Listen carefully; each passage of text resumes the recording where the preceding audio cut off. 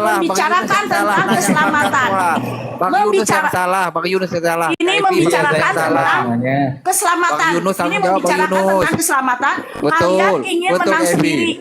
Kalian ingin menang sendiri kalau Kristen menerangkan. Kalian ganggu gugat, kalian selamat Bu Evi, mau cari keselamatan. Iya, selamat. Terima kasih, maaf semuanya kalau saya salah kata-kata, tapi saya akan keluar karena kalian tidak serius. Saya salah udah. Ya, saya serius. Bu Evi, pangkat suaranya berapa? Aduh, udah turun. Lanjut, Bang Ruby. Semoga jangan kayak Ibu yang Ibu Evi ya, ada tuannya yang ada pangkatnya ya. Lanjut. Ya. Apa yang dikatakan Bu Evi itu, lo dengar? Dengar. Dibesarkan sedikit lagi suaranya. Dengar. Apa yang dikatakan Bu Evi apa Pak? Coba. Yang dimaksud mengurangi kemuliaannya tadi, itu ketika Allah Bapa itu mengambil rupa menjadi seorang manusia yaitu Yesus Kristus, supaya apa? Supaya bisa dihampiri manusia, supaya seperti itulah. Jadi gini, jadi pangkatnya itu direndahkan. Tadinya pangkat tinggi jadi pangkat rendah, begitu? Bukan direndahkan karena manusia itu kan tidak mampu mendekati Allah, tidak mampu melihat Tuhan. Itu kan berawal di waktu kejadian bangsa Israel. Berarti ketika Yesus menjadi manusia, dia tidak mampu mendekati Allah. Bukan gitu. Ini gini sama tadi Bapak mengatakan bahwa manusia itu tidak dapat mendekati Allah. Bukan gini, maksudnya di situ manusia itu tidak akan mampu melihat Allah ya. Jadi gini, ceritanya gini, ketika bangsa Israel dulu ke zaman Musa, bangsa Israel ini kan bangsa yang modelnya tidak percaya kepada Tuhan. Apapun yang dikatakan Musa kepada bangsa ini sama kan dengan Pak Rubia? Ya sama nggak dengan Pak Rubia? Bani Israel dulu tidak percaya Tuhan sama dengan Pak Rubia sekarang tidak percaya Tuhan. Boleh saya jelasin dulu? Nah jadi bangsa Israel dulu kan itu kan modelnya dia nggak percaya Tuhan, apapun yang dikatakan Musa, bangsa ini selalu ingkar. Oleh karena itu Tuhan berkata kan, aku akan datang kepadamu. Ini Tuhan berfirman kepada Musa ya. Supaya apa? Supaya ketika aku berbicara kepadamu, mereka mendengar sehingga mereka tidak akan berbuat dosa lagi. Nah gitu. Jadi maksudnya datang sebagai apa nih? Ya datang. Aku akan datang kepadamu, datang Musa. Sebagai apa? Waktu itu kan datang dalam bentuk cahaya. Ketika datang kepada Musa datang sebagai apa? Sebagai Allah dalam bentuk cahaya, bukan wujud aslinya ya, karena manusia tidak akan mampu melihat wujud asli Tuhan. Nah supaya apa katakan? Supaya ketika aku, tunggu dulu Pak, saya jelasin dulu ya. Kata Tuhan supaya ketika aku berbicara dengan ketika aku berbicara dengan engkau, mereka mendengar sehingga mereka tidak akan berbuat dosa lagi. Nah apakah ketika mereka mendengar bangsa ini percaya omongan Musa? Tidak, mereka tetap ingkar. Sekarang saya tanya sama kamu dah, perjanjian baru dah saya tanya simpel nih. Yang anak siapa, yang bapak siapa di perjanjian baru? Ya jelas yang anak kita yang disebut anak itu ya firman tadi yaitu Yesus. Yang bapak? Yesus Kristus. Yang bapak itu ya apa ya Allah, tetapi kan bukan berarti ketika bapak. Jadi anak. Oke, baik. Udah. Jangan panjang-panjang, kita tanya saja tiktokan. Kalau kepanjangan nggak masuk gitu loh. Kamu bilang kan di dalam perjanjian baru yang anak adalah Yesus, yang Bapa adalah Allah. Jadi kesimpulannya Bapa punya anak namanya Yesus, betul tidak? Baik, oke. Saya ikuti alur Bapak. Oke, baik, ya. Oke, Bapa punya anak namanya Yesus. Tuan mana Yesus dengan Bapa? Nah, ini kalau konsep Bapak, pemahaman Bapak seperti itu ketika Bapak punya anak. Enggak, saya tanya konsep Bible. Saya tanya konsep Bible nih. Tuhan mana Yesus ini yang dalam Bible Perjanjian Baru dengan Bapa yang di dalam Bible Perjanjian Baru? Lebih tua mana? Di dalam Alkitab tidak dikatakan tua Bapa, tua Yesus. Kenapa? Karena Yesus itu kan datang dari Allah dan keluar dari Allah. Yang mendatangkan Yesus ke dunia siapa? Itu Allah. Allah. Berarti ada sang sumber yang mendatangkan sesuatu yang diadakan oleh sang sumber tersebut. Maka saya tanya, tadi di Perjanjian Baru Anda mengatakan, ya kan, Bapa punya anak namanya Yesus. Ya kan? Yesus punya Bapa adalah Allah. Tuhan mana anak dengan Bapa? Ya.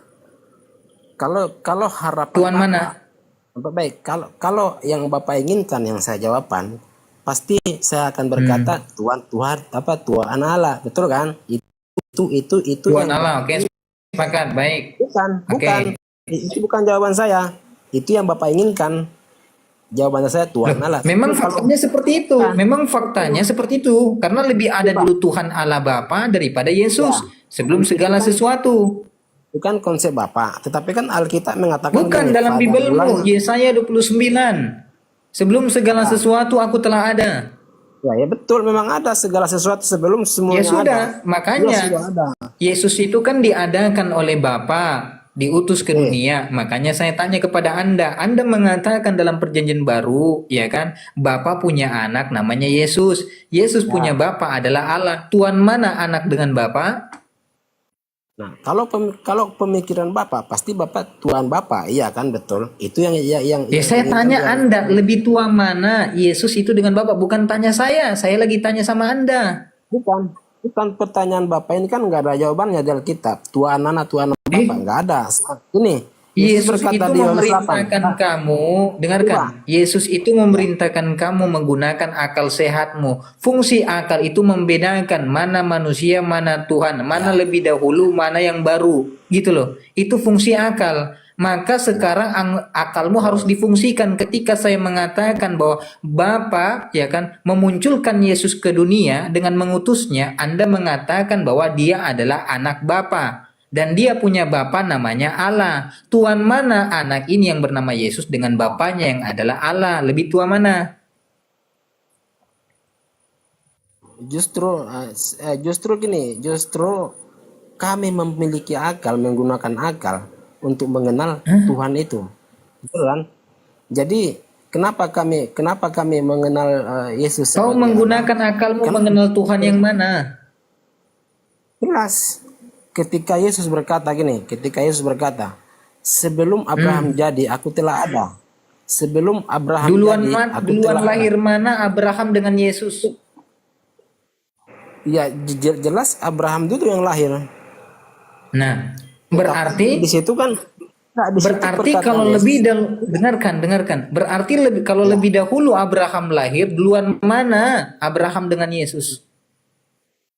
Yang lahir duluan Abraham, tetapi Yesus berarti yang lebih dahulu ada di dunia lebih dulu Abraham atau Yesus?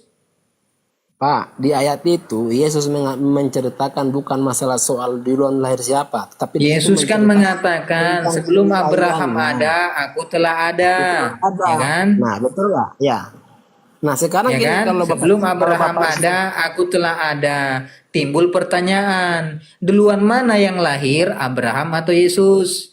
Nah, sekarang gini Pak, kalau memang Bapak menggunakan akal di situ, ketika Yesus berkata memang saatnya memfungsikan akal.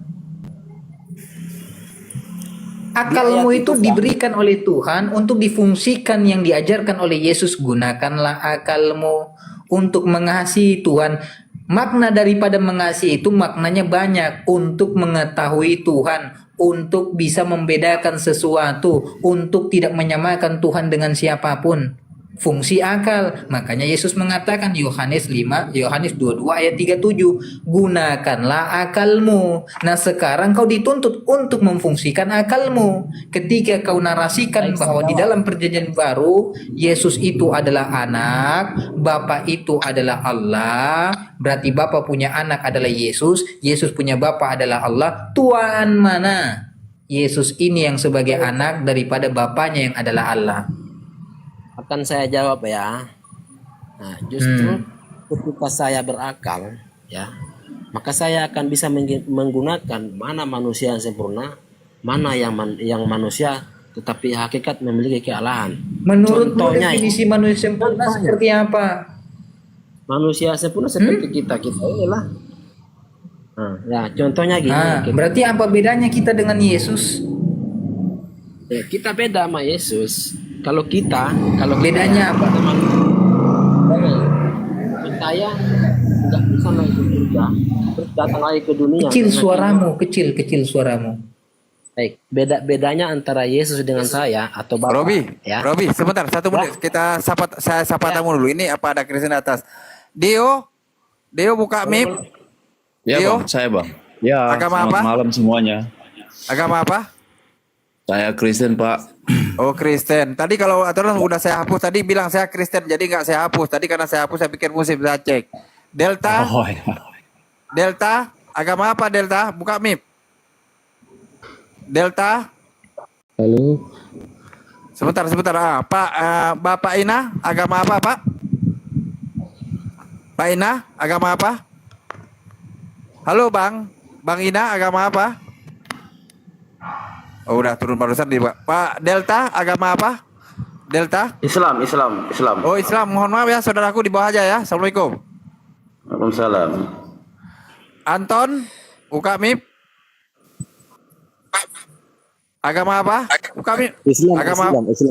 Oh, Islam di bawah aja ya. Ya, saudaraku. Assalamualaikum. Oke.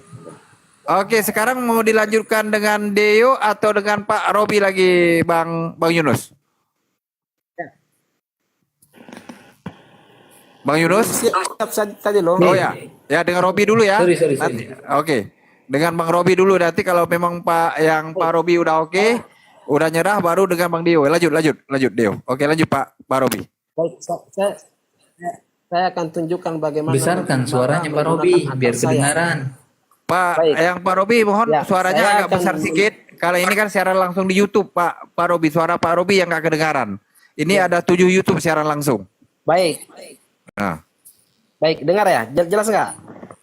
jelas. Saya akan menjelaskan bagaimana saya memiliki akal untuk membedakan mana manusia dan mana Tuhan.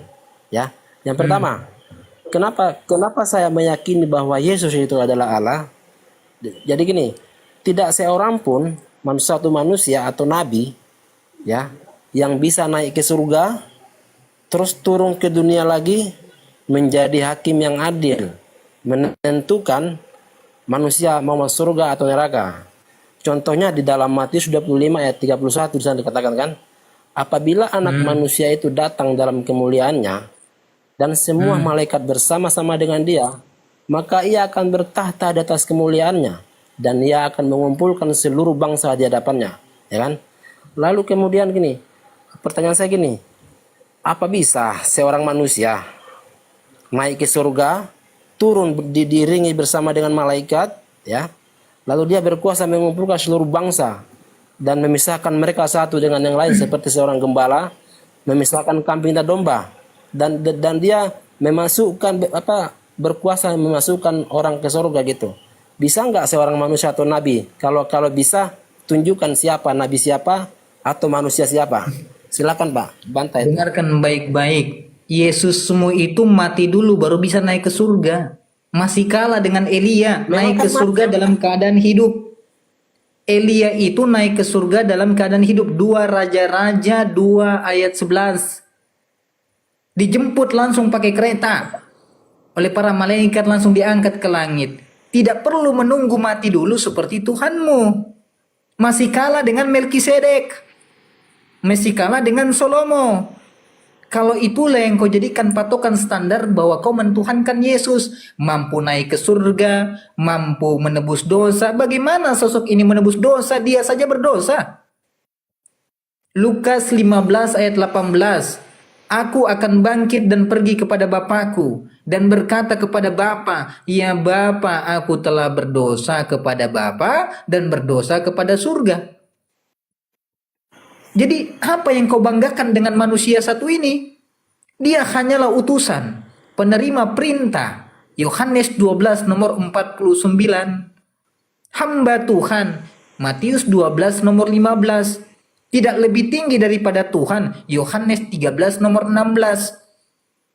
Penyampai firman, Yohanes 17 nomor 8. Lalu apa yang kau banggakan dari manusia satu ini hingga kau memberikan kesimpulan bahwa dia adalah Tuhan? Masih kalah dia sama Salomo. Dia itu baru ada sebelum Abraham ada. Salomo sebelum alam semesta ini ada, Salomo sudah ada. Lebih hebat mana? Yesus itu lahir gak punya bapak, masih kalah sama Melkisedek. Ibrani 7 ayat 1. Tidak berbapa dan tidak beribu dan tidak memiliki kesudahan. Lebih hebat mana? Gak usah jauh-jauh ke nabinya Islam. Ya kan? Bibelmu saja Yesusmu tidak mampu menandingi daripada Salomo, ya kan? Melkisedek, Elia. Elia bisa membangkitkan orang mati. Elia bisa naik ke surga tanpa mati. Yesusmu harus ditombak, disobek, diseret, dipasangkan kawat di kepalanya baru bisa naik ke surga. Lebih hebat mana? Ayo. Hebatan mana? Pertanyaan saya Pak, pertanyaan saya, tunggu dulu. Pertanyaan saya tadi kan, ada nggak manusia berkuasa memasukkan orang ke surga seperti yang dibilang Yesus tadi? Oh no. Ada nggak kira-kira Yesus menjadi itu hakim yang adil tidak pada akhir mampu. zaman? Dengarkan, Siapa? yang memasukkan manusia ke surga adalah Tuhan, bukan Yesus. Yesus hanya menyampaikan perintah daripada Bapaknya. Sudah saya kasih dalilnya tadi. Yohanes 12 nomor 49.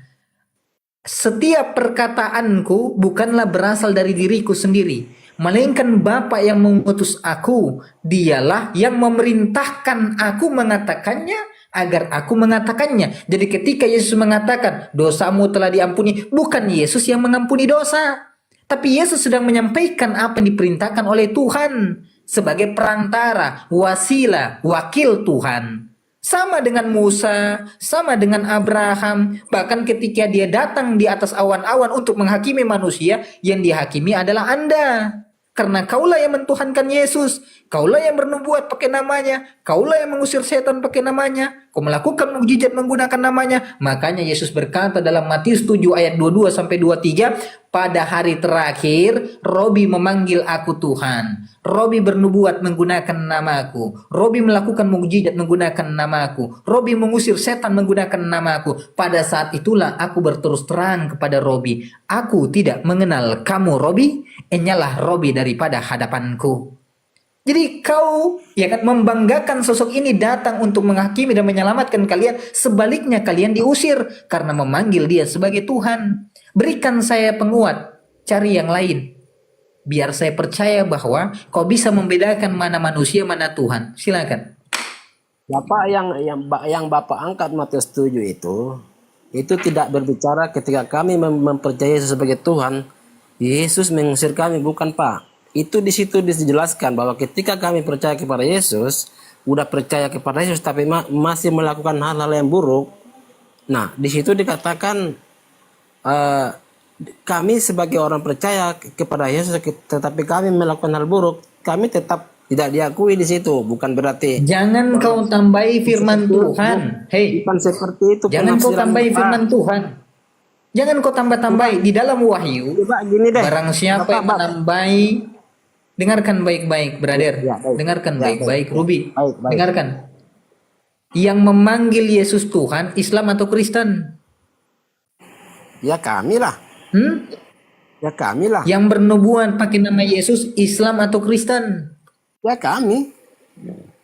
Yang mengusir setan pakai nama Yesus, Islam atau Kristen? Ya jelas Kristen lah. Mana ada orang Muslim pakai setan? Yang bernubuat pakai nama Yesus juga, itu Islam atau Kristen? Kristen. Terus? Berarti yang diusir oleh Yesus, Islam atau Kristen? Itu kan penafsiran Bapak di ayat itu, Bapak. Naudzubillah, bukan penafsiran. Konteks daripada poin isi ayat itu berbunyi. Brother, dengarkan. Ada nggak di luar kekristenan yang memanggil Yesus Tuhan? Ada nggak? Tapi kan Bapak menafsir bebas di situ loh. Bukan begitu penafsirannya loh. Kami tahu ayat itu loh. Lalu kalau ini Ruby, bukan saya untuk potong. Kristen, lalu untuk Sebentar, siapa? Saya tanya. satu menit, saya potong. Di situ Bang Nur ada menafsirkan atau membaca? Coba jawab yang jujur di hati yang paling dalam.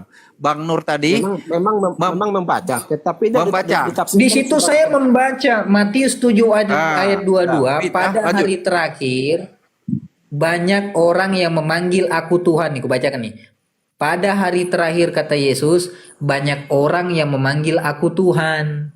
Banyak orang yang bernubuat pakai namaku. Banyak orang yang melakukan mukjizat menggunakan namaku. Banyak orang yang mengusir setan menggunakan namaku. Pada saat itulah aku berterus terang kepada mereka, aku tidak mengenal kamu. Enyalah kamu dari hadapanku, kalian semua pembuat kejahatan. Pertanyaannya, di luar Kristen, ada tidak yang memanggil Yesus Tuhan? Nah, gini aja lah. Kenapa Yesus mengusir orang Di luar Kristen, ada tidak yang memanggil Yesus Tuhan? Udah saya jawab tadi. Kristen semua yang menggunakan kata-kata itu. Berarti Ya kan? di situ yang diusir oleh Yesus siapa? Agamanya apa?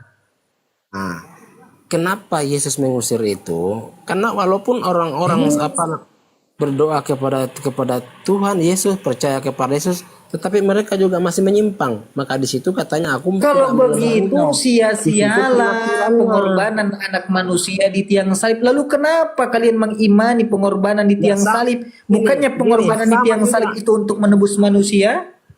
Hah? Sama juga dengan Anda kan, sama juga ketika Anda Jangan percaya samakan kepada dengan Allah, kami. Kami dengan Kristen beda. No. Dengarkan. Islam dengan Kristen beda. Jangan samakan. Oh, jadi- Kalian jadi- itu mengimani jadi yang gini, namanya. Tunggu dulu, saya jawab dulu. Jadi kalau Anda Muslim mengatakan atau Anda, bahwa itu tertuju kepada orang-orang yang masih Enggak, melakukan tindak kejahatan, berarti bullshit penyalipan Yesus di tiang salib untuk menebus seluruh manusia. Sia-sia dia. Kalau begitu sekalian saja tidak usah mengorbankan anak manusia. Jangan dikorbankan. Karena Kalau Bang masih Muhammad. ada orang Kristen yang tidak selamat. Masih ada orang Kristen yang masuk neraka. Berarti sia-sialah Bang Muhammad. penebusan Yesus di tiang salib. Sebentar Halo Bang. ya. Sebentar ya. Nanti kalau Bang Nur kalau udah Ruby nanti baru maju ya. Kalau Ruby udah ituin. Jadi satu-satu biar kondusif. Bang Nur ini baca sesuai dengan Bible. Beliau juga dari mantan ya. Dari mantan RT 16 juga ya. Iya. Ya. Ya, saya mau boleh tidak saya mau luruskan sedikit yang Minta izin dulu sama Ruby. dimaksudkan Minta. Ruby. Minta izin dulu sama Saya boleh luruskan yang dimaksudkan Ruby boleh? Saudara Ruby boleh? Boleh kan? Boleh? Silakan Ruby? Pak, silakan. Oke, lanjut. Oke. Silakan. Baik. Saya jelaskan aja sebentar nanti saya sudah ini baru setelah Bang Ruby bicara baru saya bicara ya.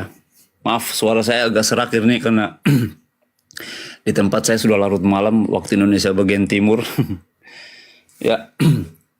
Baik, itu yang diangkat oleh Bang Yunus tadi itu tentang Matius pasal 7 itu konteks teksnya itu tentang jadi gini Bang, kalau mengangkat satu bagian firman Tuhan ayat Alkitab itu harus memperhatikan konteks teksnya supaya jangan campur aduk, supaya kita harus mengerti teks itu bicara apa. Yang dimaksudkan oleh Bang Yunus tadi, ya itu bicara tentang nabi-nabi palsu, pengajar-pengajar sesat.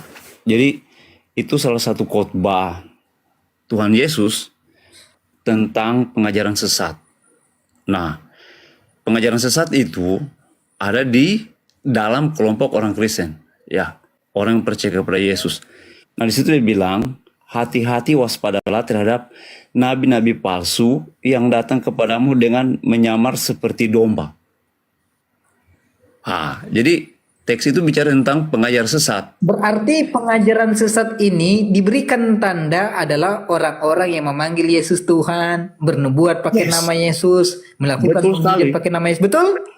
Kita harus jujur. Pinter, selesai. Iya. Jadi Itu banyak baru. banyak. Nah, di situ tapi minta maaf Bang, jangan dikaitkan dengan konsep pengorbanan Yesus di kayu salib itu tidak ada hubungannya. Tidak ada hubungannya. Jadi teks ini bicara tentang bahwa selalu saja dari zaman ke zaman banyak pengajaran-pengajaran sesat di kalangan Kristen yang mengatasnamakan Kristen, membawa nama Yesus, tapi sebenarnya mereka sesat. Ya, mereka sesat. Itu maksudnya Bang. Demikian dulu Bang. Jadi kamu maksud, kamu tahu nggak konteks dalam Matius 7 yang kamu bawakan ayat 15? Berhati-hatilah terhadap nabi-nabi palsu, mereka datang seperti domba padahal mereka seperti serigala. Ya. Bagi saya, bagi setiap orang Kristen harus hati-hati. Nah, Karena bisa kamu saja- tahu nggak ayat ini yang memenuhi syarat dengan ayat ini adalah pendiri Kristen. Tahu siapa pendiri Kristen? Bang, itu sudah dalam sejarah Kristen bahwa saya setuju. Tidak semua yang menakan nama Kristen. Saya pakai dalil, saya nggak pakai asumsi, saya pakai dalil. Saya buktikan bahwa Matius 7 ayat 15 ada sosok yang memenuhi syarat yang dikatakan sebagai serigala yang mendirikan, yang mengadakan yang namanya kekristenan. Siapa dia? Pak? Sebelum Anda akui dulu. Anda baca baik-baik konteksnya. Yesus memberikan dua hal konteks di situ. Dia datang seperti orang baik. Domba itu diibaratkan seperti orang yang baik. Padahal dia serigala yang buas. Padahal dia adalah penyesat. Dia adalah penyesat.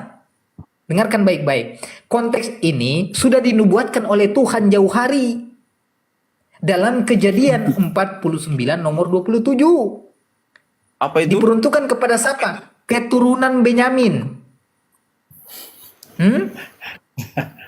Dengarkan kalau saya ngomong dengarkan. Di dalam Kejadian, ya kan? Di dalam Kejadian 27 ayat 49, di situ keturunan Benyamin sudah dicap oleh Tuhan. Apa kata Tuhan kepada Benyamin? Benyamin, keturunanmu akan menjadi serigala. Benyamin, keturunanmu akan menjadi serigala. Sosok yang menjadi rasul, yang mendirikan kekristenan, dia berasal dari suku mana? Bang, minta maaf ya. Tidak ada konteks teks yang nyambung dengan ayat dalam kitab Kejadian itu. Karena di sini jangan jelas bilang toh. Dengarkan baik-baik, Iya. dengarkan baik-baik. Makanya pahami baik-baik. Tuhan berkata kepada Benyamin nih, Benyamin, keturunanmu semua akan menjadi serigala. Ternyata Paulus mengaku dalam Filipi 3 nomor 5. Aku orang Farisi dari suku Benyamin. Tuhan sudah mengatakan, hei Benyamin, keturunanmu semua akan menjadi serigala. Berarti Paulus termasuk tidak serigala. Aduh, Bang, Ah, kan? jangan dipaksakan Jujur gini ya. dong, jujur. Iya. Saya tidak jujur. paksakan, saya tidak paksakan. Jangan gini. Jangan Saya gini, tidak- Bang. Tidak boleh paksakan bagian ayat yang tidak ada sambung menyambungnya. Ya. Jadi Dengar gini dalam baik-baik, Matius saya Bang. komplitkan. Sebentar, Bang. Begini, dalam Matius ini kan Abang kan bersikeras tadi di ayat 12. Bukan setiap orang yang berseru kepadaku, Tuhan akan masuk ke dalam kerajaan sorga. Melainkan dia yang melakukan kehendak Bapakku yang di Terus sorga. yang larikan ke Matius 7:15 siapa? Teksnya ini, saya bilang tadi, teksnya ini konteks teksnya adalah mengenai pengajaran sesat. Nah, Yang banyak itu orang. tertuju kepada Paulus. Tertuju kepada Paulus. Enggak. Tidak, salah. Kalau tidak saya tanya, yang membatalkan hukum Taurat siapa? Bang, itu bukan membatalkan hukum Taurat. Ya, dalam konteks ini begini. Jadi berarti kau omong kosong. Dengarkan, kita sama-sama timur, jangan omong kosong. Dengarkan, jangan tong baku tipu di sini, dengarkan. Pace, jangan tong baku tipu. Betul, Dengarkan Pace. begini, brother. Baku tipu ini. Iya, dengarkan saya baik-baik. Kau bilang tidak ada membatalkan hukum Taurat. Tulisannya dia membatalkan hukum Taurat. Tulisannya dia membatalkan hukum Taurat beserta dengan ketentuannya. Efesus 2 nomor 15. Yesus kan berkata dalam Matius 5 ayat 17 sampai 18. Jangan kamu menyangka bahwa aku datang untuk meniadakan hukum Taurat. Satu titik atau satu iota pun sebelum langit dan bumi ini hancur, hukum Taurat tidak boleh dibatalkan. Tiba-tiba muncul Paulus mengaku bertobat, menulis surat-suratnya dalam Efesus 2 nomor 15, Paulus membatalkan hukum Taurat beserta dengan aturan dan ketentuannya. Siapa yang memberikan dia legitimasi untuk berani membatalkan hukum Taurat? Padahal Yesus mengatakan, langit dan bumi ini belum hancur, hukum Taurat tidak boleh dibatalkan. Sekarang pertanyaannya, yang memberikan dia kuasa, legitimasi untuk berani membatalkan hukum Taurat siapa? Bagi saya, Paulus tidak membatalkan hukum Taurat. Kamu punya Bible nggak di rumah? Tadi saya kasih dalilnya. Efesus 2 nomor 15. Sebentar ya, saya lihat tuh. Coba tes baca dulu kan Bible kan ada, kamu lagi buka-buka itu ya kan, Efesus dengan matinya 2 ayat Yesus ya. 15. Ya ada, Efesus udah pasal dapat. 2 ayat 15. Oke, Udah dapat? sebentar saya baca ya. Oke. Efesus sebentar. Oke, selagi dicari ya, tolong yang di bawah tolong dikirim love orange-nya ya, biar kuat komalnya di tap-tap layar ya, di tap-tap layar ya. Disampaikan sekitar 500k bila perlu ya. Love orange-nya dikirim ya, love orange ya, biar kuat komal ya, di follow akun di atas ya, di follow ya. Di follow Muhammad Yunus ya. Di follow Bang Farub dan lain-lain yang untuk yang Kristen, tolong di follow akun-akun Kristen yang di atas ya. Bisa Bagi nggak dua saudaraku arah? yang Kristen, tolong di follow ya, dua arah. Nanti tenang aja. Udah bisa ini langsung dua arah, dengan bisa. Bisa, sama-sama orang dari timur ini. Saya tidak ikut campur, cuma lagi cari cuma iklan aja. Saya tidak akan ikut campur, saya iklan aja. Ya. Oke, udah dapat Deo. Oke, siap. Baik. Itu Oke, Bang Ruby Dalam tolong bimbing dulu, Bang Efesus. Ruby, saya pun bicara. ya. Baik, dalam Efesus itu judulnya dipersatukan di dalam Kristus.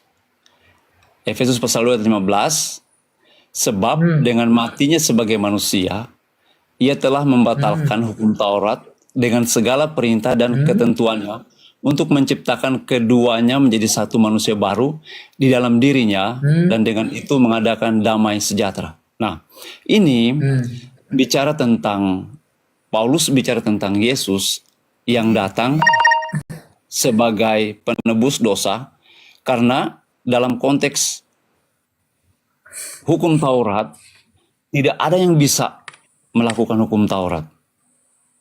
Jadi Bro, ketika Yesus, saya tanya bro, bumi dengan langit ini sudah hancur belum? Sudah hancur belum? sebentar, boleh jangan di ini dulu enggak, supaya tidak ini. Enggak, kita langsung ke poinnya bahwa kau ingin menjelaskan tentang bahwa ini maksud Paulus menuliskan kitab ini untuk menggenapi kedatangan Yesus untuk menebus manusia. Saya udah tangkap. Saya paham maksudmu ke situ. Betul. Yang saya tanyakan kepada Anda, ya kan? Efesus 2 nomor 15 ini suratnya siapa? Paulus Ya, kan? ini surat Paulus kepada jemaat di Efesus. Nah, saya tanya, Efesus 2 nomor 15 ini perkataan Paulus kan? Betul, perkataan Paulus. Siapa yang memberikan dia hak untuk berkata berani membatalkan hukum Taurat dengan membawa-bawa nama Yesus? Padahal Yesus memberikan patokan. Caranya untuk membatalkan hukum Taurat yaitu dengan langit dan bumi ini hancur dulu baru boleh dibatalkan. Selama langit dan bumi ini belum hancur, hukum Taurat tidak boleh dibatalkan. Pertanyaannya, langit dan bumi ini sudah hancur belum? Betul, bro. Jadi tapi kita harus mengerti Sudah hancur konteks belum? teksnya. Ya, begini. Ini bicara bukan tentang hukum Taurat dan hukum Taurat itu bisa dilakukan atau tidak bisa dilakukan. Tetapi ini bicara tentang Saya kan bahwa Yesus datang sebagai sang juru selamat dalam konteks penebusan dosa. Maka Paulus bicara tentang hal itu. Nggak ada. Yesus tidak datang untuk menebus. Yesus tidak memenuhi syarat untuk menjadi penebusan dosa. Itu sudah, bro. Berarti Bibelmu yang begini. mengatakan. Ya, saya imani itu. Nah, sekarang saya tanya sama Anda. Yesus orang benar atau orang salah? Dia orang benar. Oke. Dia adalah orang benar. Anda punya Bible Orang di situ? benar. Buka Amsal 18. Sudah. Buka Amsal kalau 22 nomor bicara- 18. Maaf, bro, kalau bicara Amsal itu sudah konteksnya jauh. Tidak bisa dipaksa. Yesus menggenapi hukum Taurat. Dibilang tidak dihilangkan. Tapi tidak bisa Jadi kalau saya dipaksakan. pakai Amsal, dengarkan baik-baik, brother. Aduh. Amsal 22 nomor Bisa 18 begitu, itu Bang. Tuhan dengarkan. Tuhan memberitahu siapa yang layak menjadi tebusan. Kau kan mengatakan Yesus orang benar. Di dalam Yes. perjanjian lama jauh hari sudah Tuhan mengajarkan untuk datang Yesus menggenapi daripada pengajaran itu. Jadi Yesus menyampaikan dan mengamalkan kembali daripada ajaran Mazmur. Karena dia menggenapi. Masalahnya di sini dalam Amsal 22 nomor 18 Tuhan sudah berkata, orang yang bersalah yang harus menjadi tebusan kepada orang benar, pengkhianat yang harus menjadi tebusan kepada orang jujur. Saya tanya, Yesus orang benar tidak? Orang benar, Yesus orang jujur tidak? orang jujur. Berarti memenuhi syarat tidak untuk menjadi penebus. Oh, sangat memenuhi syarat. Berarti Karena Anda dia- melanggar perintah Tuhan. Anda melanggar perintah Tuhan. Tuhan memerintahkan, saya tanya, Tuhan memerintahkan siapa yang harus jadi tebusan, orang benar atau orang salah? Orang yang harus benar dong. Tidak mungkin orang salah yang menebus orang Makanya salah. kau Orang baca yang benar. Bibelmu. Amsal 22 nomor 18 baca. Buka Bibelmu. Dibuka. Cepat. Buka sekarang, baca. Baru kita lihat, kita buktikan dengan pernyataan betul tidak? Kau bilang Amsal orang 22 benar yang harus jadi ayat 18. tebusan. Amsal 22 ayat Amsal 18. 22 ayat 18. Karena menyimpannya dalam hati akan menyenangkan bagimu bila semuanya itu tersedia pada bibirmu. Nggak ada ini. Amsal? Astagfirullahaladzim. Loh, Amsal 22 ayat 18. iya ini Amsal 22 ayat 18. Salah mungkin itu. Kau baca Coba baik-baik. Ya, ini Amsal 22 ayat 18. Amsal 22, Amsal 21, salah. Amsal 21. Makanya.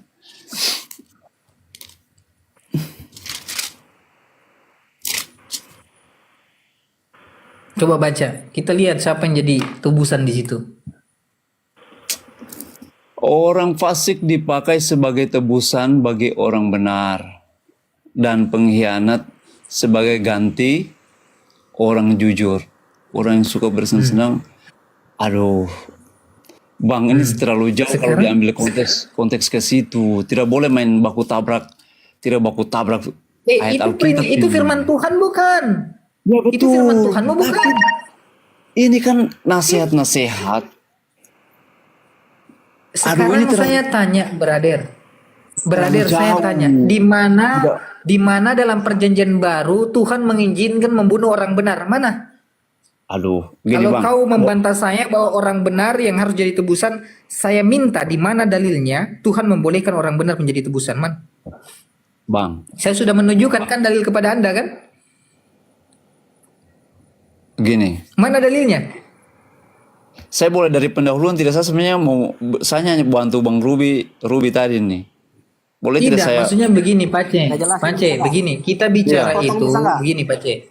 Kita kalau bicara itu, narasi itu kurangi asumsinya banyak dalilnya. Asumsi paling dikit lah, tapi dikuatkan dengan dalil. Tapi kalau kau memaknai, mengatakan dengan asumsi, oh harus orang benar, orang benar, itu perintah siapa? Perjanjian baru, perjanjian lama, Tuhan tidak menghendaki orang benar yang harus mati dibunuh. Orang yang tidak bersalah tidak boleh dibunuh. Bang, Orang yang Terlalu- tidak bersalah tidak boleh dibunuh. terlalu dipaksakan ayat ini. Tidak Lalu bisa. yang Tidak bisa kok. memaksakan, sekarang begini, sekarang saya tanya sama Anda, kalau Yesus itu mati, sekarang saya tanya, di dalam perjanjian baru yang memenuhi syarat mati terkutuk di tiang salib siapa?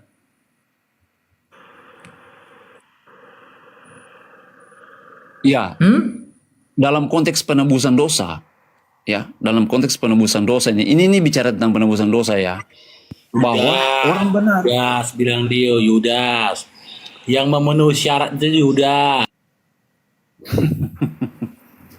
Nah, Yang memenuhi syarat siapa? Yudas sangat tidak pantas untuk digantung di kayu salib untuk menebus dosa. Dengarkan, Iya. Kamu itu kalau Bang. berkata-kata, Begini, Bang. dengarkan, Bang, dengarkan. Kamu kalau berkata-kata itu dikuatkan jangan dalil, jangan bilang nggak pantas. Tapi dalilmu mengarahkan bahwa Yudas memenuhi syarat.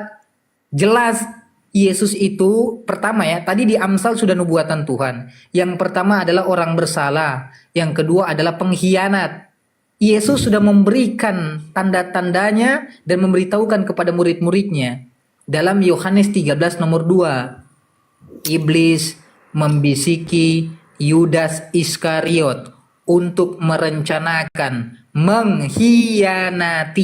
mengkhianati Yesus. Yudas memenuhi syarat sebagai pengkhianat. Karena Tuhan berkehendak pengkhianatlah yang harus menjadi ganti kepada orang jujur. Yang kedua, Galatia 3 nomor 13. Terkutuklah orang yang digantung di tiang salib. Ternyata Yesus tidak memenuhi syarat. Tuhan juga sudah memberitahu siapa yang memenuhi syarat terkutuk. Ulangan 27 nomor 25. Terkutuklah orang yang menerima suap untuk membunuh seorang yang tidak bersalah. Pahami ayatnya? Terkutuklah orang yang menerima suap untuk membunuh orang yang tidak bersalah. Saya tanya, yang menerima suap untuk merencanakan membunuh orang tidak bersalah siapa namanya? Ya, Yudas dong. Berarti yang terkutuk di tiang salib siapa? Ya, gini Bang. Istilah gini, maaf, gini. Ya, kan kita dialog ini tuh. Bang Muhammad punya persepsi sendiri. Ya, saya sebagai Kristen juga saya punya persepsi sendiri. Bukan persepsi, dalil loh. No. Gini. Dalil itu. Dan ya betul. Kita dialog nih. Ini kita dialog sehat. Gini, dalam dialog itu kan mari kita tidak bisa menbaku paksa tuh. Ya. Anda punya pemahaman sendiri dan tidak boleh dipaksakan ke saya. Sebenarnya tadi tuh saya mulai dengan sebuah pendahuluan dulu gitu loh. Saya tidak paksa kau. Yang penting kau berbicara dikuatkan dengan dalil. Saya diam. Loh, iya. Saya bicara nih. Jadi istilah terkutuk itu di kayu salib. Ini kan mengacu kepada pribadi Yesus sang penembus dosa. Seharusnya kan yang oke.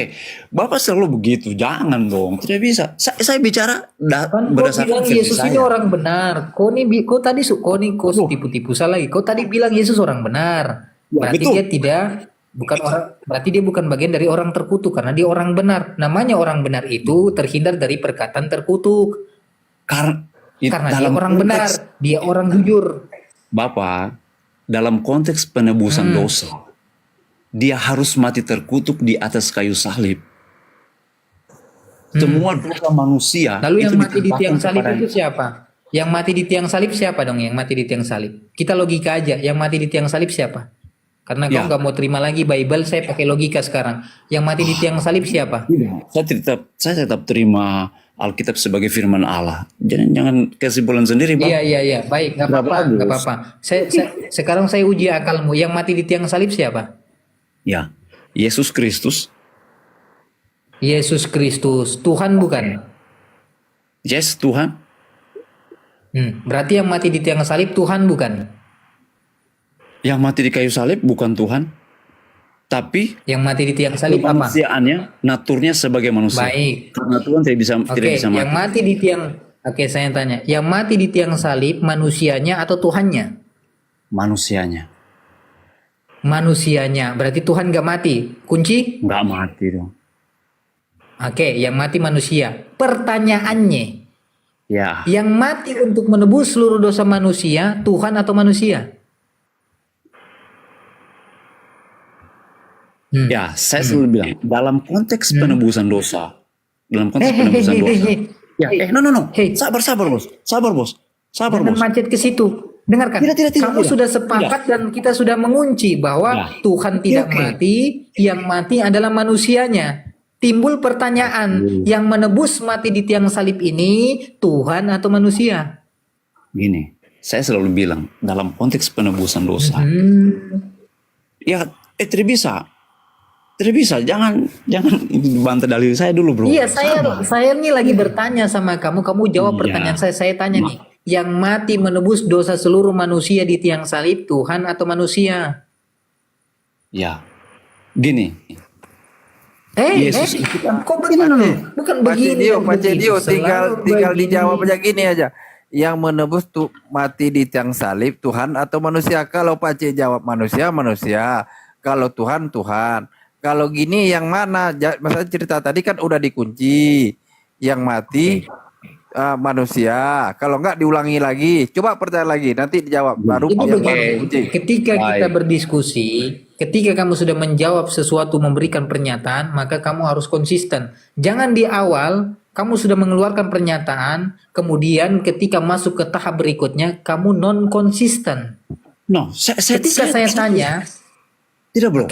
Saya buktikan. Saya buktikan sama Anda.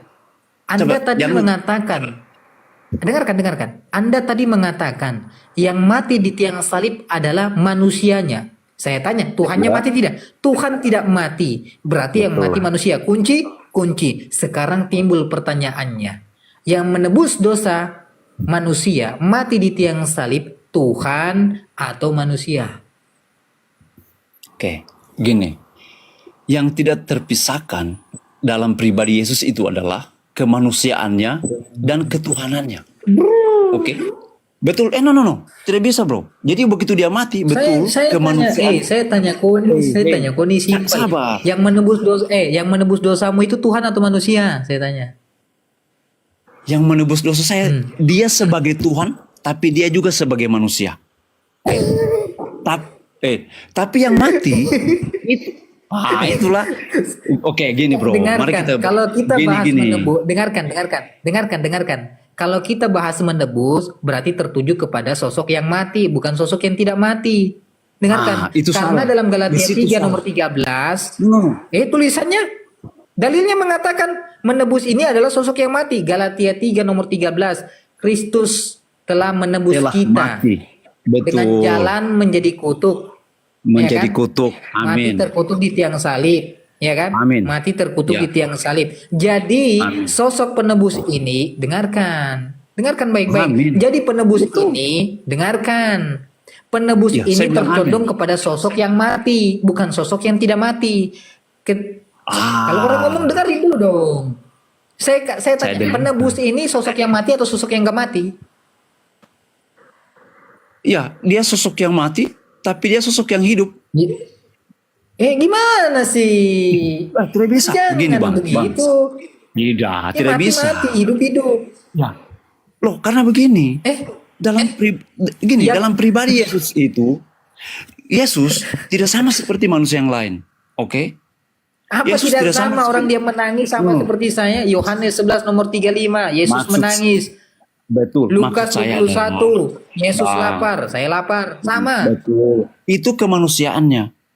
Tetapi Ya sudah, kita lagi bahas manusianya yang mati. ya, Ya kan? dia punya, jadi gini, dia punya kan dua natur. Keilahian dan kemanusiaan. Di mana tulisannya dalam Bible Yesus itu 100% manusia, 100% Tuhan, dua natur, mana dalilnya? Sudah.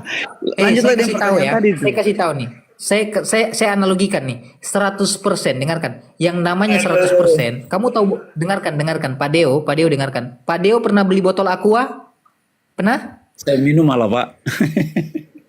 Botol Aqua itu materinya apa? air, ada plastik.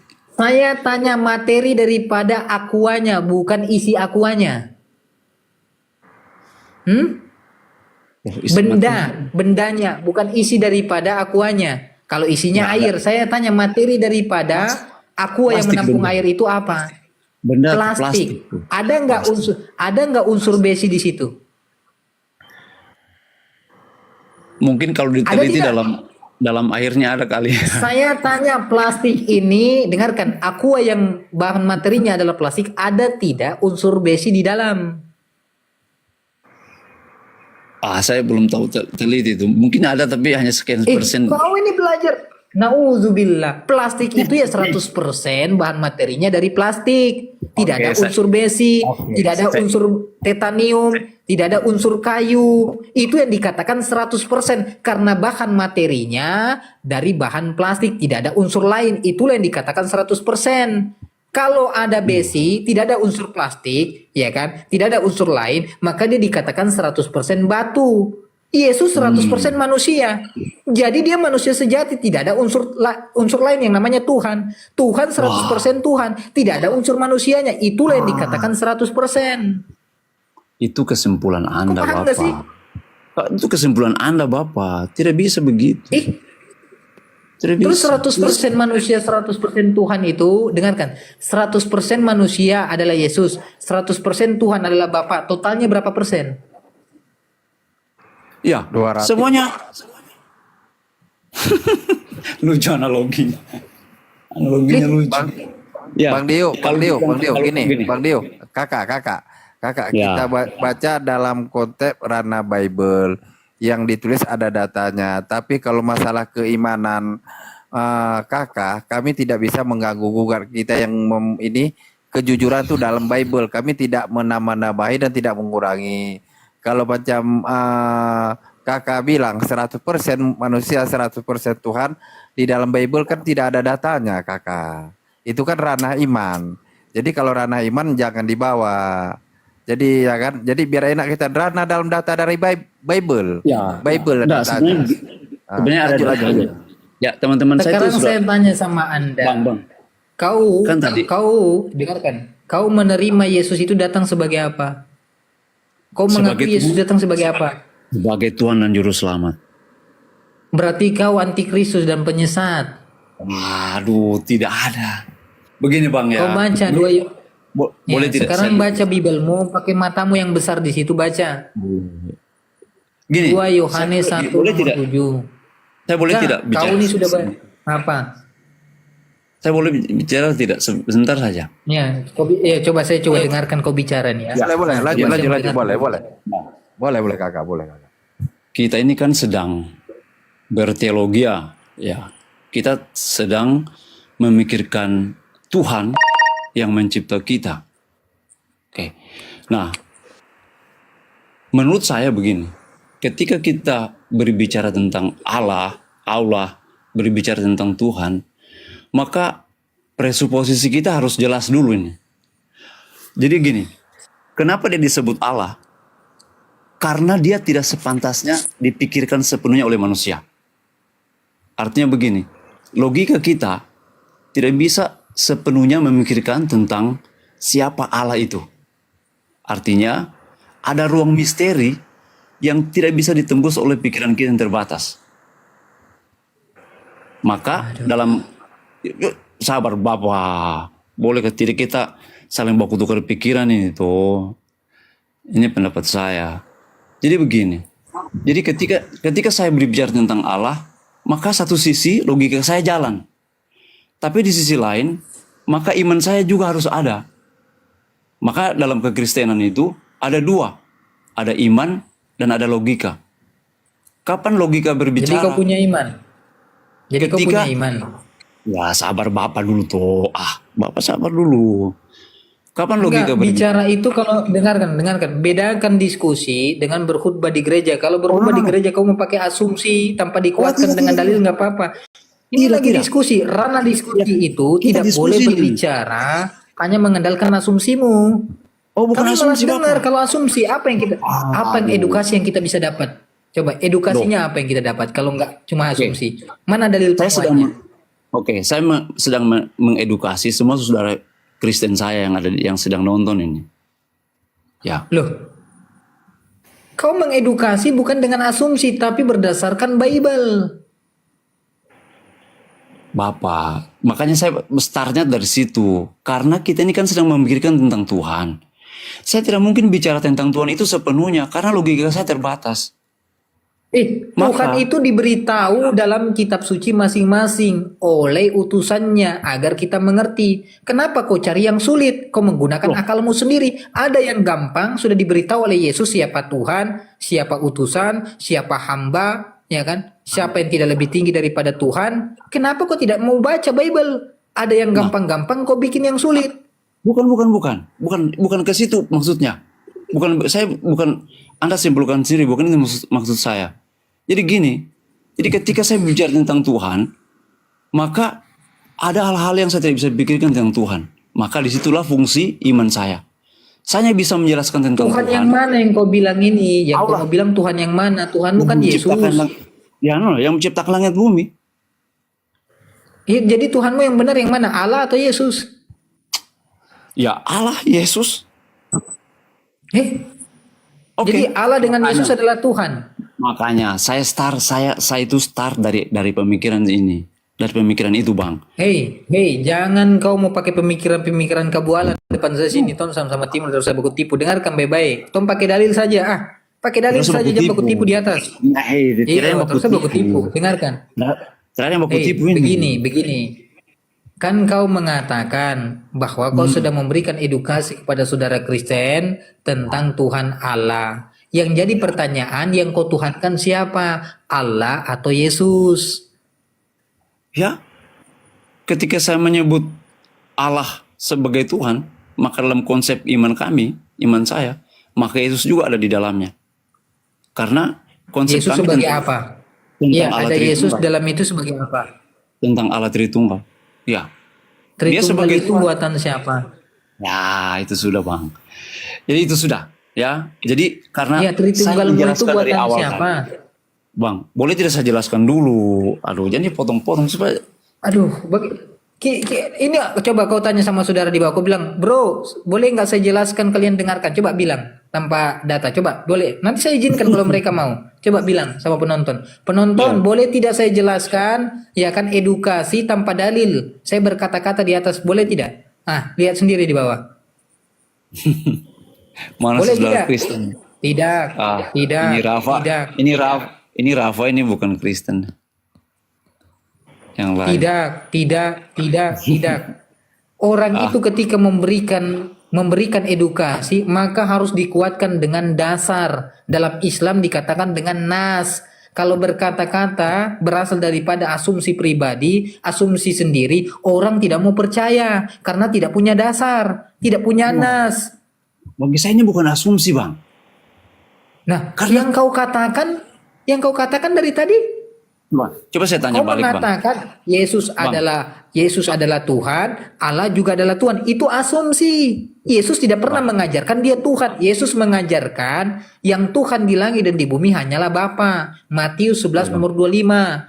Tuhan di langit dan di bumi adalah Bapa. Yesus mengajarkan kepada iblis, ketika iblis mencuri Yesus dan membawa Yesus ke suatu gurun, maka dia ingin menyesatkan dan mengasut Yesus, maka Yesus menolak dan berkata, "Enyahlah kau iblis, ada tertulis, engkau harus sujud menyembah Tuhan Allahmu." Tidak ada Yesus Amin. mengatakan, engkau harus sujud kepada aku Tuhanmu.